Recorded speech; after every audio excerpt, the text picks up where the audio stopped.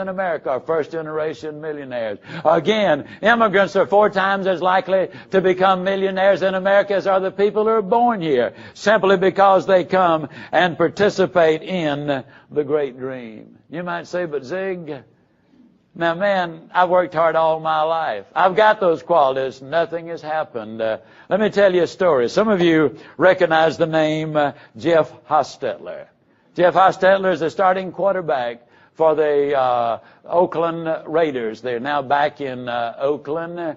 But he was the quarterback who, I'm here to tell you, the first 4 years he was in the league, he only had 68 passes that he threw in regular season games. At the end of 7 years, he had thrown under 200 passes. That's not exactly a very busy quarterback, because a quarterback generally throws 30 to 50 passes in one game, and after 7 years, 200 passes. He played for the New York Giants. He was the backup to Phil Simms. As most of us know who are football fans, when the New York Giants won that Super Bowl, that World Championship, along the way, I think it was in about the 11th game, Phil Simms went down. And the coach turned over to Jeff Hostetler and he said, "Okay, Jeff, it is your turn." Jeff Hostetler picked up his helmet, he ran out on the field, he led the team to victory in that game, led them to the Super Bowl, led them to the World Championship. Now, what would have happened when the coach said, "It's your turn, Jeff," had he said, "Wait a minute, coach, you got to get ready"?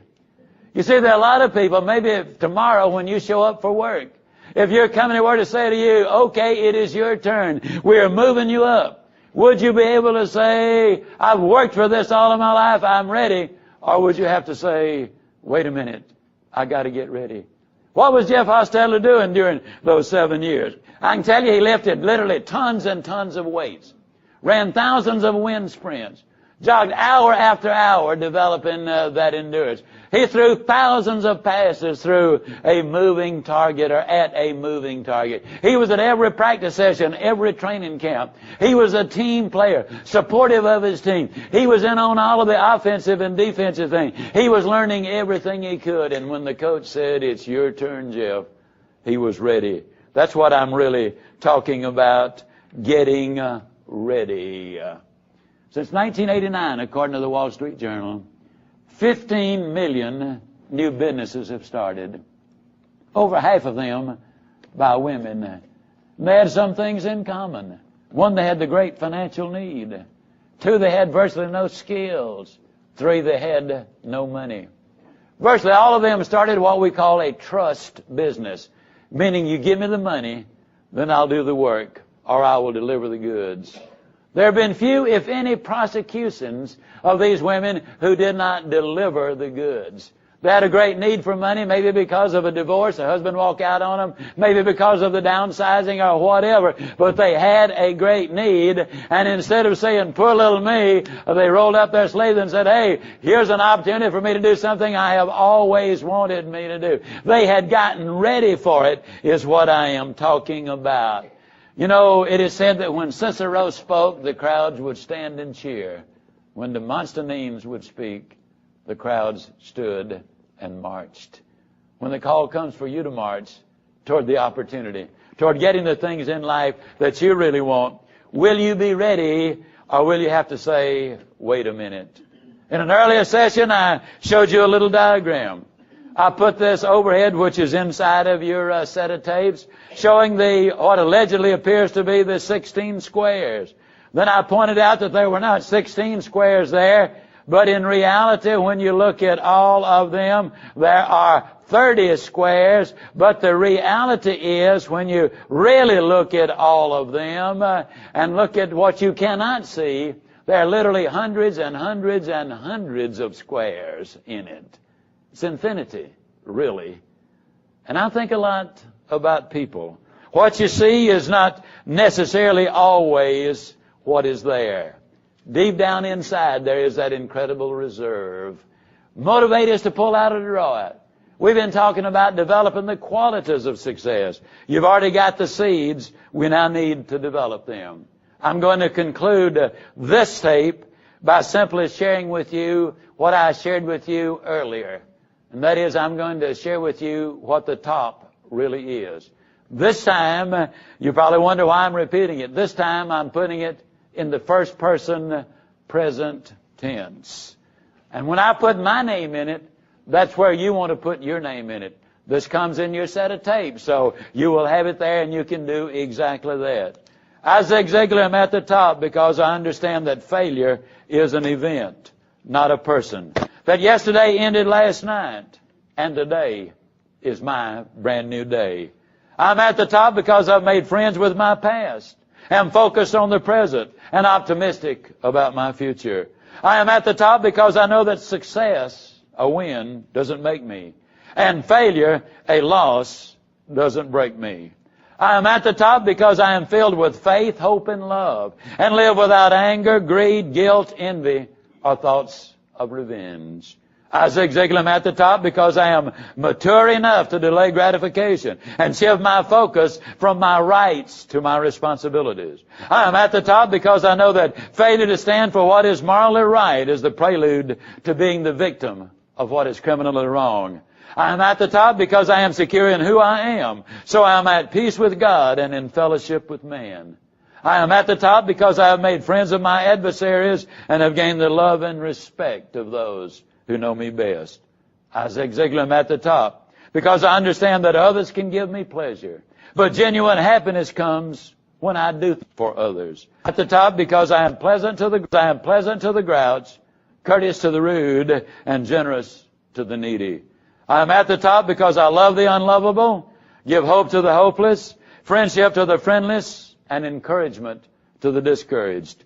I am at the top because I look back in forgiveness, forward in hope, down in compassion, and up with gratitude. I am at the top because I know that he who would be the greatest among you must become the servant of all. I am at the top because I recognize, confess, develop, and use my God-given physical, mental, and spiritual abilities to the glory of God and for the benefit of mankind.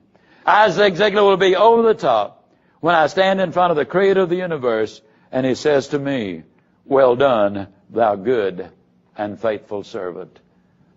I encourage you to take these one at a time. Make it a weekly objective. Read it, memorize it, keep it in front of you, claim it, and you'll be astonished at what will happen to you, your life, your family, your friends, and the people who know you. By the ideas we've talked about. Follow through on these procedures, because if you do, I can close as I always close all my recordings by saying, you do these things and I will see you, and yes, I really do mean you. Not just at the top. Hey, I'm going to see you over the top. Thank you, and God bless you for being here. Thank you. Thank you. I'm Zig Ziglar, and I'm back in the studio. I hope you've enjoyed these first 6 recordings you've been listening to. More importantly, I hope you've already started doing the things we've suggested. I especially hope you're claiming those qualities and following the advice we've given you concerning the card which includes those qualities of success. As a matter of fact, I hope you're following all of the procedures that we've suggested. I also encourage you to do one of 2 things. First, if you complete the How to Stay Motivated series, which includes not only these first 6 recordings, but also include Changing the Picture, which is another 6-tape series, and the Goals program, which follows that, which also is a 6-tape series. I encourage you not only to add those to your library in case you don't already have them, but immediately to start listening to and following each of those with all the other suggestions we make. Now let me say it clearly. If you do not have the other 2 sets, I encourage you to acquire them as quickly as possible.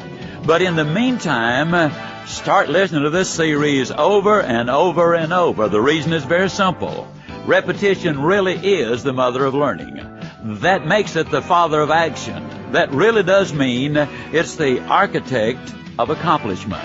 Now, this might seem strange, but benefits will continue to accrue each time you listen, even after you have mastered every single point and procedure and are following all of the suggestions.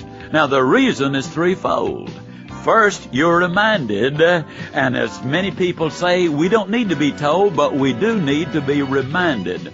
Second, as I state in this series, you're energized physiologically every time you listen to these tapes. And third, you're in a growth process. By that I simply mean that you are learning and growing and developing each time you listen to the series. Each time you do this, that moves you to a slightly higher level. And from this higher level, you not only will hear things differently, but you will act on them in a different way. So again, let me say it. Listen over and over and over, because if you do, I can close this first series in the How to Stay Motivated series by saying, do these things, and I really will see you. And yes, I do mean you at the top.